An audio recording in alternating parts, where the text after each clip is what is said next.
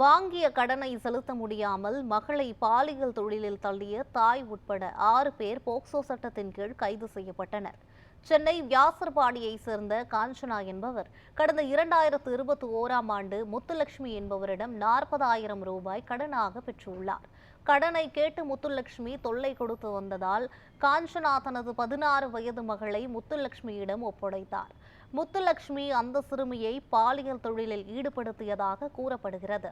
இதற்கிடையே சிறுமிக்கு உடல்நலம் பாதிக்கப்பட்டதால் மீண்டும் அவரது தாயிடம் சென்று நடந்தவற்றை கூறியுள்ளார். இதனை ஏற்க மறுத்த சிறுமியின் தாயார் மீண்டும் முத்துலட்சுமியிடம் செல்லுமாறு வற்புறுத்தியுள்ளார். இதனால் அதிர்ச்சியடைந்த சிறுமி போலீசில் புகார் அளித்த நிலையில் சிறுமியின் தாய் காஞ்சனா, முத்துலட்சுமி உட்பட 6 பேரை போலீசார் கைது செய்தனர்.